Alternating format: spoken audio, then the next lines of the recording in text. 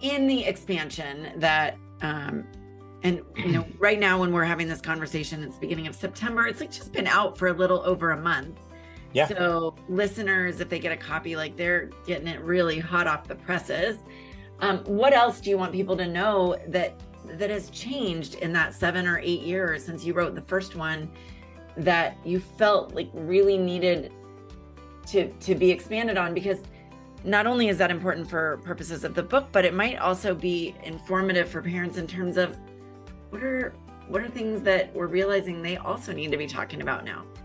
Well, it's really shocking. But if you think, like you said earlier, like, so the first, versions were 2015 and 2016, and the world is hell and gone from 2016 at this point. Like, so much has happened, like on every level of civilization, right?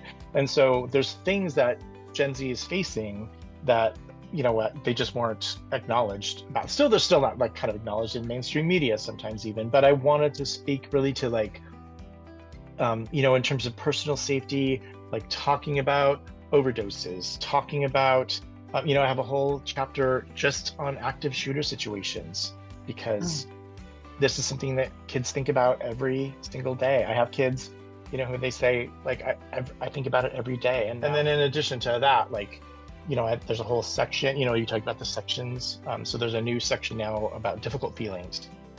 So talking about anger management, talking about how to handling stress, anxiety, depression, panic attacks, self-harm, how to handle if you are thinking of hurting yourself, or if your friend tells you that they're thinking of hurting themselves, like how do you handle that?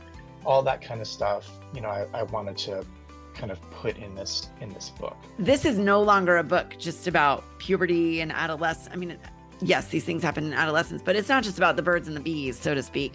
We're now getting into really big, heavy issues that are affecting these kids. Yeah, and my philosophy and my stance is about safety, right? Like, there's lots of things that happen in life, and we have to go at these things being as safe and smart as we can.